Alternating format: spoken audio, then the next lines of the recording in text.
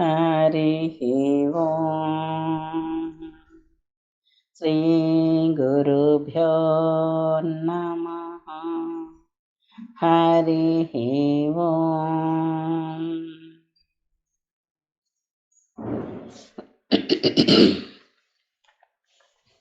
మనకి భగవద్దర్శిని 17 రోజుల నుండి చెప్పుకుంటున్నాము. ఈరోజు 10 దశలు భగవంతునివి 10 దశలుగా చెప్తూ ఉన్నారు. అందులో మనకి 6వ దశ గురించి జరుగుతోంది. సృష్టిలోకి ఎట్లా వచ్చాడు భగవంతుడు, సృష్టిలో ఉన్న ప్రతిదీ కూడా భగవంతుని పాత్రగా చెప్తూ ఉన్నారు. ఆ పాత్రలోనే మనం నిన్న మొన్న అంతా కూడా ఈ 6వ పాత్రే చెప్పుకోవడం జరుగుతోంది. అయితే ఇక్కడ శాశ్వత అస్తిత్వంలో కాలము లేదు, అక్కడ కాలం లేదు అని, శాశ్వత అస్తిత్వం ఏదైతే ఉందో అక్కడ కాలం లేదు అని చెప్తున్నారు. భూత భవిష్యత్తులు కూడా లేవు అని.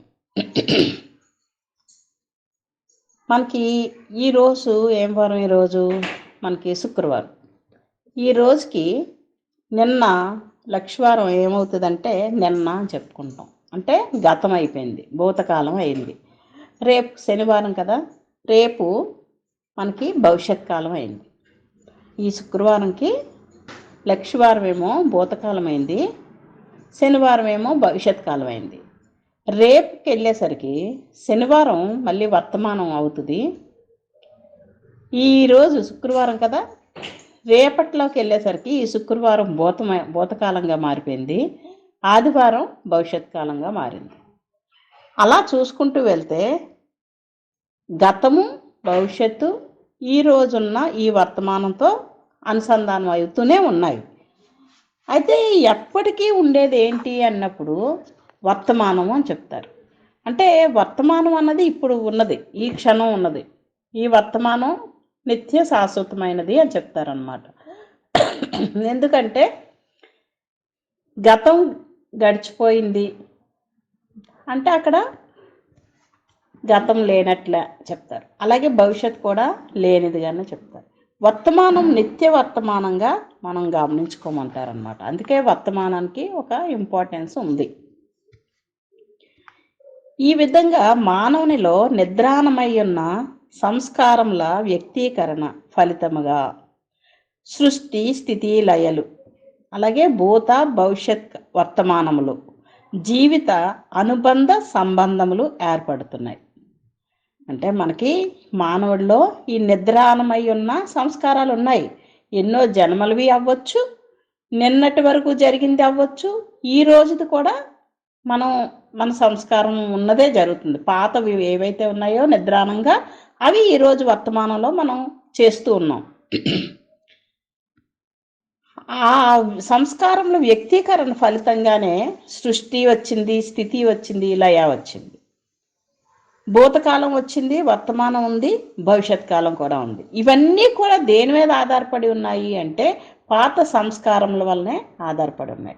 అంటే నేను చేస్తున్న ప్రతి పని పాత సంస్కారమే అయితే, సృష్టి చేస్తున్న భగవంతుడు సృష్టిస్తున్నది, స్థితి చేస్తున్నది, లయ చేస్తున్నది కూడా దేని మీద ఆధారపడి ఉంది అంటే పాత జ్ఞానంతో, ఆ పాత సంస్కారాలతోనే ఆధారపడి ఉంది.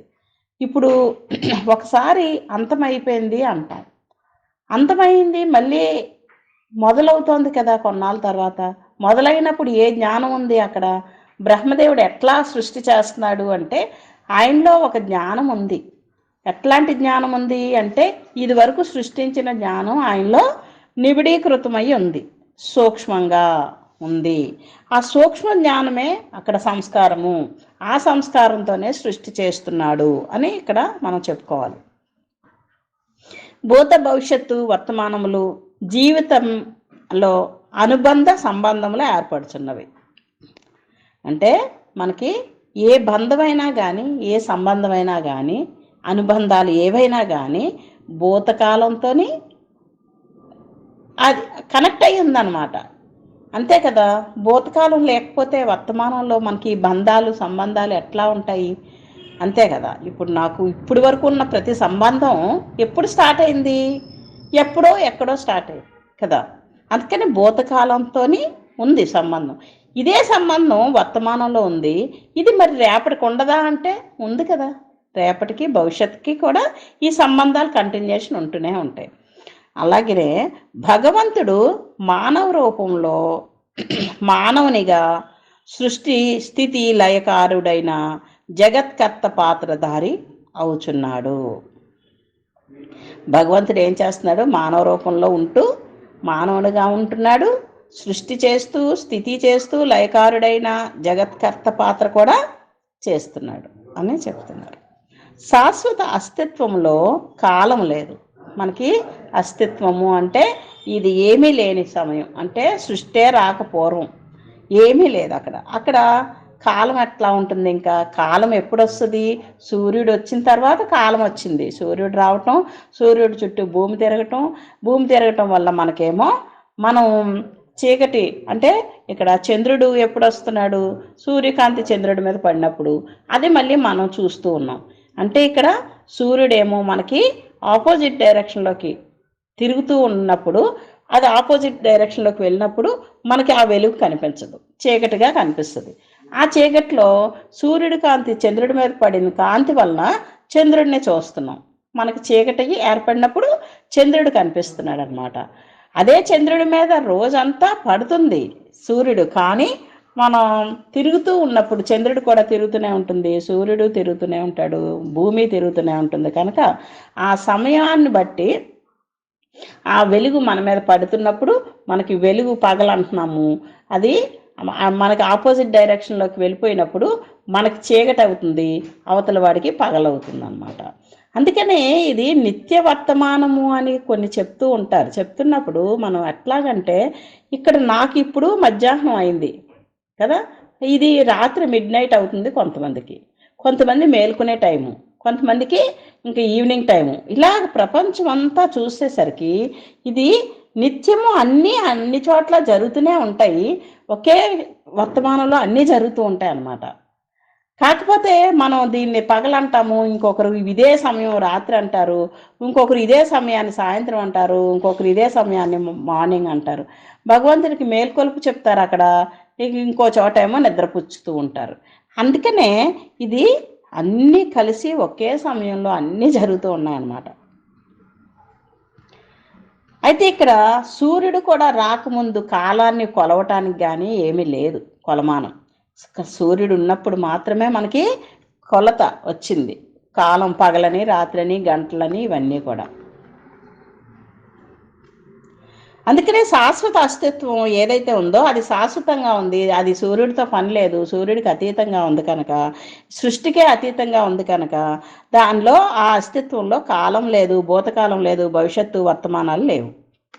నిత్య వర్తమానమే ఉన్నది. అక్కడ నిత్య వర్తమానమే ఉంది అంటే నిన్న లేదు, మొన్న లేదు, రేపు లేదు, ఎల్లుండు లేదు, కానీ ఎప్పుడు నిత్య వర్తమానమే ఉంది, అంతే అన్నమాట. శాశ్వతత్వంలో ఎన్నడూను ఏమీ జరగలేదు, ఎన్నడూను ఏమీ జరగబోదు, నిత్య వర్తమానమందే అంతయో జరుగుచుండును. ఈ కాలంది మాత్రం అర్థం చేసుకోవడం చాలా కష్టం అండి. ఎందుకంటే మనం కాలంలో ఇమిడిపోయి ఉన్నాం కనుక కాలానికి అతీతంగా ఉన్నది ఎట్లాగన్నది తెలుసుకోవటం, అర్థం చేసుకోవడం కష్టంగానే ఉంటుంది. మనం ఇంకొంచెం సింపుల్గా అర్థం చేసుకోవాలంటే, ఒక చిన్న విషయం, మనం గాఢ నిద్రలోకి వెళ్ళిపోయినప్పుడు కాలం ఏమైనా తెలుస్తుందా మనకి? అసలు ఏమైనా నిన్న గుర్తుంటుందా? రేపు సంగతి ఆలోచన వస్తుందా? ఇప్పుడు ఎక్కడున్నాము ఏమీ తెలియని స్థితిలో ఉంటాం కదా. కానీ బ్రతికే ఉన్నాం కదా, అంటే మన ఉనికి ఉంది కదా, ఆ ఉనికి ఉండడమే ఆత్మ కదా. ఆ ఆత్మస్థితిలో అది దాని ఉనికితో అది ఉంది. కానీ కాలంతో పని లేదు, స్థలంతో పని లేదు, దేశకాలాలతో పని లేదు. నీ పేరు కానీ, నీ రూపం కానీ, బంధాలు కానీ, అనుబంధాలు కానీ, ఇల్లు కానీ, వాకిలు కానీ ఏది గుర్తులేదు దానికి. అసలు జగత్తే గుర్తులేదు, అది ఎక్కడుందో కూడా దానికి తెలియట్లేదు, అది నిద్రపోతున్న విషయమే దానికి తెలియట్లేదు కదా. అట్లాంటి స్థితి ఇంచుమించుగా మనం అలా చూసుకుంటే కొంచెం అర్థమవుతుంది. ఈ శాశ్వత అస్తిత్వంలో కాలం లేదు, భవిష్యత్తు లేదు, వర్తమానం లేదు. అలాగనే వర్తమానం ఉంటుంది, ఎప్పుడూ ఉంటుంది వర్తమానం, ఎందుకంటే నిత్యం ఉన్నది ఉంది కదా. ఉనికితో ఉండడమే వర్తమానంలో ఉండడం. బాహ్యంనకు సృష్టిలో ఏదైనా జరుగుచున్నట్లు జరగబోనట్లు కనిపించినచో అది అంతయు భగవంతుడు నేను ఎవరిని అన్నట్టి తన స్వీయమైన అనంత భగవద్విలాసము తరంగ చలితమైన క్షణికములో భగవంతుడు కనిన దివ్య స్వప్నము తప్ప మరేమీ కాదు. ఇదంతా కూడా ఈ సృష్టిలో జరుగుతున్న ప్రతీది కూడా జరిగినట్లు అనిపిస్తుంది, జరుగుతూ ఉన్నట్లు అనిపిస్తుంది, రేపు జరగబోతున్నట్లు అనిపిస్తుంది. ఇదంతా కూడా ఏంటట, భగవంతుడు నేను ఎవరిని అన్నట్టి తన స్వీయమైన అనంత భగవద్విలాసము తరంగ చలితమైన క్షణికములో భగవంతుడు కనిన దివ్య స్వప్నము తప్ప ఇంకోటి ఏమీ లేదట. ఇప్పుడు ఇదంతా ఏంటట, దివ్య స్వప్నం అట. ఆయన నేనెవరిని అనే ప్రశ్న రాగానే దానిలోకి వెళ్ళిపోయాడు, నేనెవరు అనుకుని ఆలోచనలోకి వచ్చాడనమాట. ఆ ఆలోచనలో నుంచి నేను ఎవరు అనుకుంటే ఇంకో నువ్విది అని చెప్పి ఇన్ని రూపాల్లోని తనలో ఉన్న చైతన్యమే బయటకు వచ్చి ఇంత జగత్తులాగా సృష్టి చేసి చూపిస్తూ ఉందన్నమాట. అంటే ఒక అద్దం తీసుకొచ్చి నువ్వు నేను ఎట్లా ఉంటానని అడిగితే అద్దం చూపించిగో నువ్వు ఇలా ఉన్నావు చూసావా, నీకు ఇక్కడ ముక్కు ఇలా ఉంది, నీకు చెవులు ఇలా ఉన్నాయి, నీ కళ్ళు ఇలా ఉన్నాయని ఎలా అయితే చూపిస్తామో పిల్లలకి అట్లాగా ఇక్కడ భగవంతుని యొక్క చైతన్యము నేనెవరు అనే ప్రశ్నతో ఒక విలాసంగా తయారయ్యి ఆ విలాసంలోనే ఈ తరంగాలుగా అంతా కూడా తన యొక్క దివ్య స్వప్నం ఇదంతా అని చెప్తున్నారు. ఇదంతా ఆయన యొక్క స్వప్నమే తప్ప నిజం కాదు అని చెప్తున్నారు.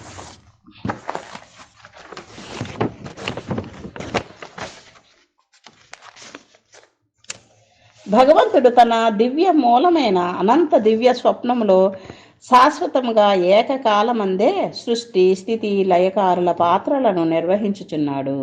ఇక్కడ భగవంతుడు తన దివ్య మూలమైన అనంత దివ్య స్వప్నంలో శాశ్వతముగా ఏకకాలమందే సృష్టి స్థితి లయకారుల పాత్రలను నిర్వహించుచున్నాడు. అంతే కదా. ఇప్పుడు ఇది ఒకటి బాగా మనం తెలుసుకుందాం. ఎట్లా అంటే భగవంతుడు ఎట్లా, ఇది 6వ పాత్ర, ఈ 6వ పాత్రలో సృష్టి అంతా వచ్చేసింది అనమాట. అయితే ఇక్కడ తన అనంత దివ్య స్వప్నం జరుగుతోంది, అనంతంగా ఉంది. ఈ స్వప్నం ఎలా ఉంది, ఆయన అంతటా నిండి ఉన్నాడు కదా, మరి స్వప్నం కూడా అంతటా నిండే ఉంది. ఇప్పుడు నేను మంచం మీద ఉన్న నాకే నిద్రపోతే నేను ఎక్కడో హిమాలయస్లో ఉండగలుగుతున్నాను, లేదంటే చంద్రమండలమైనా వెళ్ళిపోతాను కల్లో, లేదు అంటే అమెరికాలో ఎవరితోనో మాట్లాడి వస్తాను కదా. అంటే నేను ఇక్కడ మంచం మీద ఉన్న నాకే స్వప్నంలో నేను ఎక్కడైనా ఉండగలుగుతున్నప్పుడు భగవంతుడి యొక్క దివ్య స్వప్నం కదా ఇది. మరి ఆయన అంతటా నిండి ఉన్నప్పుడు ఆయన స్వప్నం ఎట్లా ఉంటుంది, శాశ్వతంగా ఏకకాలంగా ఉంటూ ఆ ఏకకాలంలో ఏం జరుగుతుందట, సృష్టి జరిగిపోతుంది ఒకవైపు, స్థితి జరుగుతుంది ఒకవైపు, ఒక దగ్గర ఏమో లయం అయిపోతున్నాయి కొన్ని, ఒక 100 మనుషులేమో ఇక్కడ పుడుతూ ఉన్నారు, ఇంకో దగ్గర ఒక 20 మంది చనిపోతూ ఉన్నారు, ఇంకో దగ్గర ఏమో పెరుగుతూ ఉన్నారు. ఒక యానిమల్స్, ఒక క్రిమి కీటకాలు, జంతువులు, వృక్షాలు పుడుతున్నాయి, ఒక దగ్గర చనిపోతూ వస్తున్నాయి, అవి జీవించి ఉంటున్నాయి, స్థితి జరుగుతోంది. అలాగే ఏది చూసినా కూడా ఒకటి చనిపోతుంది, ఇంకో దగ్గర ఏమో పెరుగుతుంది, ఇంకో దగ్గర క్షీణిస్తూ ఉంది, ఇంకో దగ్గర ఏమో పెరుగుతూ ఉంటుంది, ఇంకో దగ్గర ఏమో చనిపోతూ ఉంటుంది.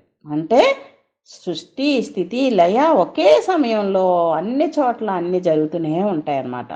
మనకి ఎంతో దూరం వెళ్ళిపోక్కర్లేదండి, ఒక హాస్పిటల్కి వెళ్ళి 1 గంట కూర్చుంటే చాలు, ఎవరో పుట్టారని కియ్యమని సౌండ్ వినబడుతుంది, ఆహా బేబీ ఎవరో పుట్టారే అనుకుంటాం, ఇటు చూస్తే ఎవరిదో డెడ్ బాడీ వెళ్ళిపోతూ ఉంటుంది అనమాట.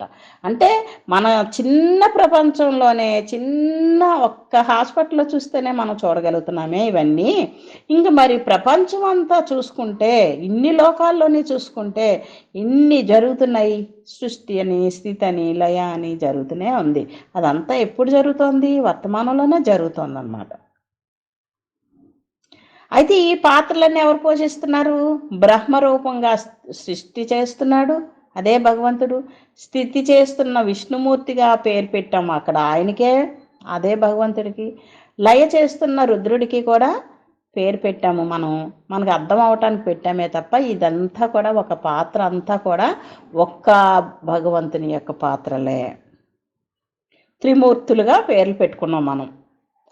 భగవంతుడు మానవ స్థితిలో మానవునిగా, మానవునిలో నిద్రాణమై ఉన్న సంస్కారముల ద్వారా తన స్వీయ సృష్టికి తాను కర్త అయిన బ్రహ్మగను, బయటికి చిమ్మిన సంస్కారముల ద్వారా మానవుని దైనందిన జీవితంలో తన స్వీయ సృష్టిని పోషించుటలో స్థితికారుడైన విష్ణువుగా, వ్యతిరేక సంస్కారముల ద్వారా పోషించుచున్న స్వీయ సృష్టిని నాశనమనర్చుటలో లయకారుడైన మహేశ్వరునిగాను మనం ఈ 3 పాత్రలకి పేర్లు పెట్టుకున్నాం అన్నమాట. ఎలాగంటే సృష్టి జరుగుతున్నప్పుడు బ్రహ్మని చెప్తున్నాం, ఆయన యొక్క శక్తే స్వీయ సృష్టి, ఆ తనలో నుంచి ఉన్న తన యొక్క ఆ సంస్కారములు ఏవైతే ఉన్నాయో ఆ సృష్టి చేసే సంస్కారాలు లోపల నిద్రాణంగా ఉన్నాయి. ఎన్నో వేల సంవత్సరాలు, కోట్ల సంవత్సరాలు అది లయమైపోయి అక్కడ అంతమైపోయి ఉన్న దానిలో నుంచి ఆ నిద్రాణంగా ఉన్న ఆ జ్ఞానం ఏదైతే ఉందో, సృష్టి చేసే జ్ఞానం ఏదైతే ఉందో ఆ జ్ఞానమే సంస్కారాల రూపంలో ఉండటం వల్ల అది వ్యక్తమయ్యే సమయం వచ్చినప్పుడు బ్రహ్మగా ఆయనే వ్యక్తపరుస్తూ దాన్ని తనలో నుంచే స్వీయ సృష్టి చేస్తూ ఉన్నప్పుడు అక్కడ పేరు ఏం పెట్టామంటే కర్త. అంటే ఆ చేస్తున్న కర్తని ఏమన్నాము? బ్రహ్మ అని పేరు పెట్టాం. అలాగనే అది బయటికి సృష్టి జరిగిన తర్వాత అది జీవించాలి కదా. ప్రతీదీ సృష్టి జరిగిన ప్రతీదీ పెరగాలి, పెద్దదవ్వాలి, తినడానికి ఆహారం ఉండాలి, అదంతా స్థితిలోకి వస్తుంది.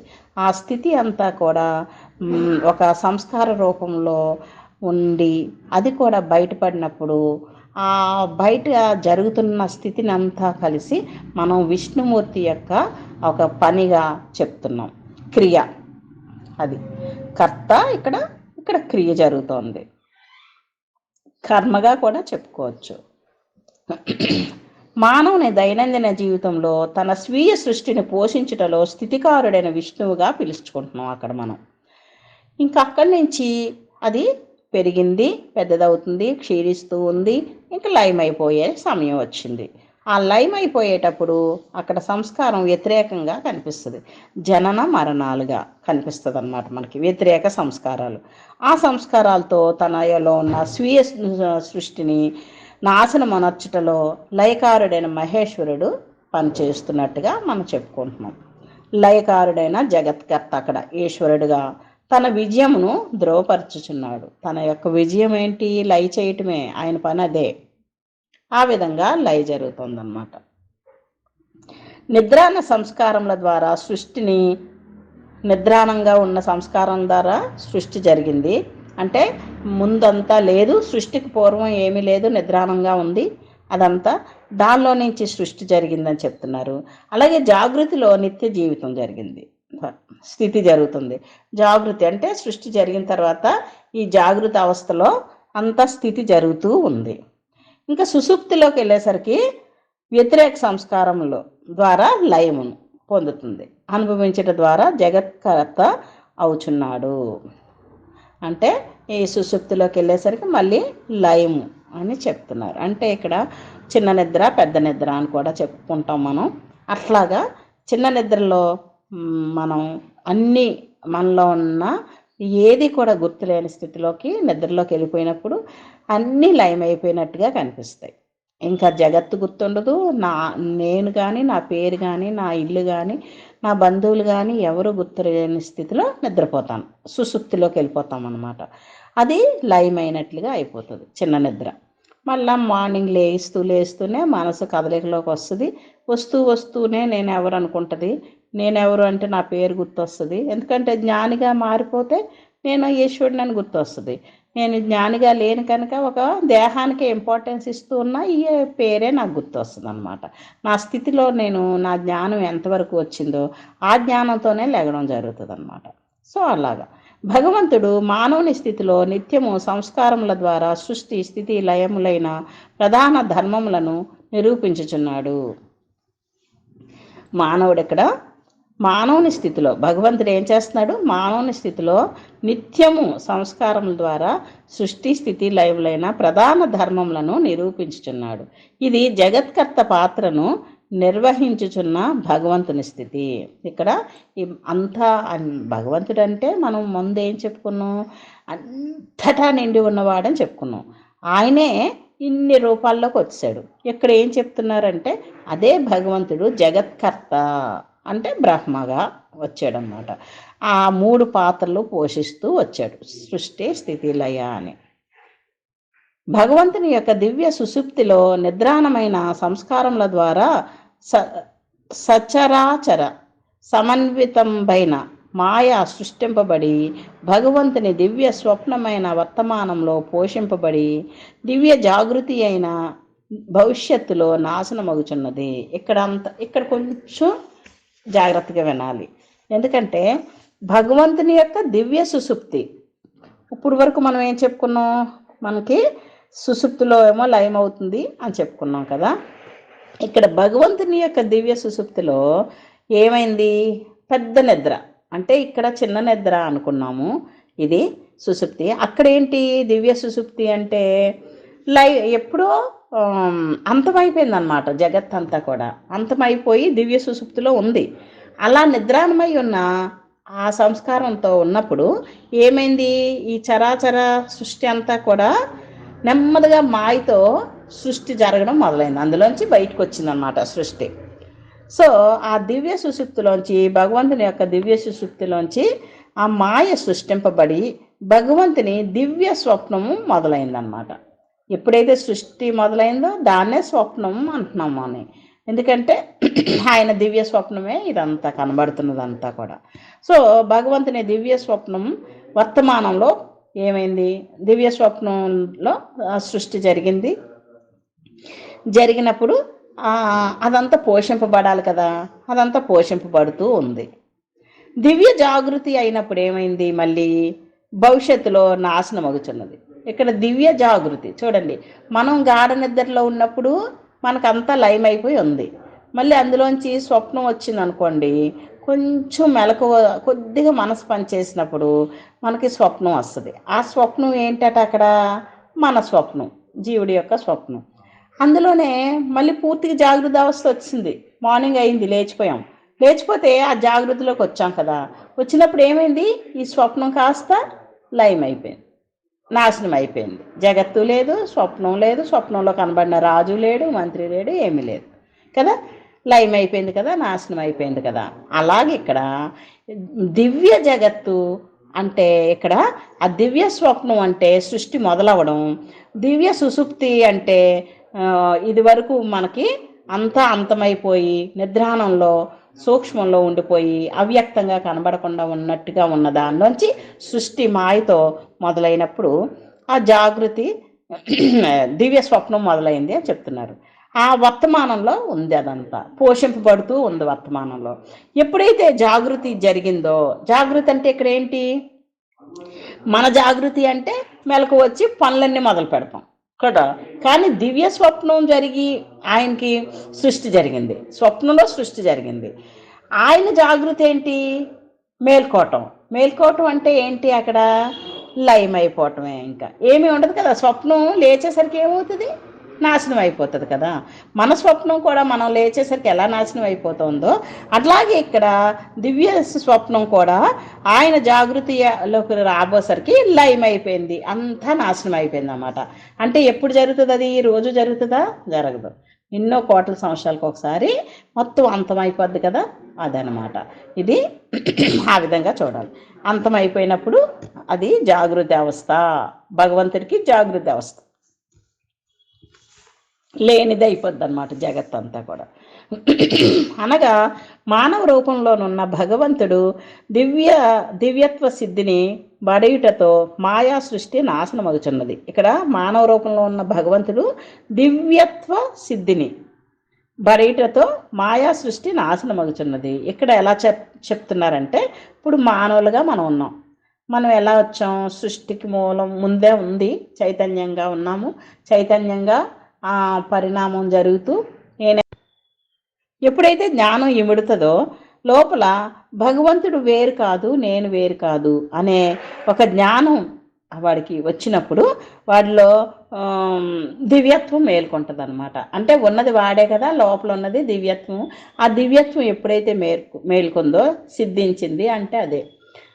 ఎప్పుడైతే మేల్కొందో మాయా సృష్టి నాశనం అయిపోయింది. ఇప్పటి వరకు మాయా సృష్టి నిజం అనుకున్నాం, జగత్ నిజం అనుకున్నాం, బంధాలు బంధుత్వాలు, మనుషులు, అన్నలు చెల్లెళ్ళు అక్కలు తమ్ముళ్ళు భర్త భార్య పిల్లలు అంతా నిజం అనుకున్నాం కదా, దేహాలే నిజం అనుకున్నాం, సృష్టి అంతా నిజం అనుకున్నాం. ఇప్పుడు ఏమైంది? నువ్వు మేల్కొన్నావు. మేల్కోవడం ఏంటి? నీలో ఉన్న చైతన్యమే నువ్వని అర్థమైంది. ఆ చైతన్యం ఎవరు అని చూస్తే అంతటా నిండి ఉన్నవాడే అని అర్థమైంది. అప్పుడు ఈ దివ్యత్వ సిద్ధి సిద్ధించింది అనమాట. నీలోనే ఉన్న సిద్ధి బయటికి సిద్ధించడం జరిగింది. ఎప్పుడైతే సిద్ధించిందో మాయా, ఎప్పుడైతే సిద్ధించిందో ఆ చైతన్యం మేల్కొందో అప్పుడు ఆ ప్రజ్ఞ మేల్కోగానే అప్పుడు ఈ కనిపిస్తున్నదంతా ఏదైతే నిజమనుకున్నామో ఇదంతా మాయా అని అర్థమైంది. ఆ మాయాని నీకు అర్థం అవ్వడమే, నువ్వు జ్ఞానిగా మారటమే మాయా అని ఇదంతా అర్థం అవటమే, ఇదంతా నాశనం అయిపోయింది. ఎక్కడ నాశనం అయిపోయింది? నీ చుట్టూ ఉన్నది ఏది పోదు, నువ్వు ఒక్కడవే జ్ఞానిగా మారావు. మరి నాశనం అయిపోయింది అంటాడేంటి? అంతా ఒకేసారి నువ్వు జ్ఞానమైతే ఇదంతా ఎలా నాశనం అయిపోతుంది? పక్కోడేమో ఒక ఒక 10 సంవత్సరాల తర్వాత ఇంకొకడు జ్ఞానిగా మారుతాడు, అప్పుడు మళ్ళీ నాశనం అవుతుందా? కాదు కదా. నీలో ఉన్న జ్ఞానమే అక్కడ అజ్ఞానం తొలగిపోవటమే నాశనం అవటం అంటే.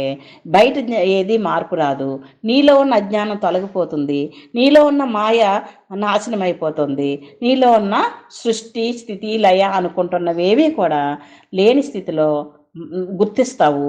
నువ్వు ఎప్పుడూ ఉన్న శాశ్వతంగా ఈ భగవంతుడే నువ్వని గుర్తించుకుంటావు. అది శాశ్వతమైంది అని గుర్తిస్తావు.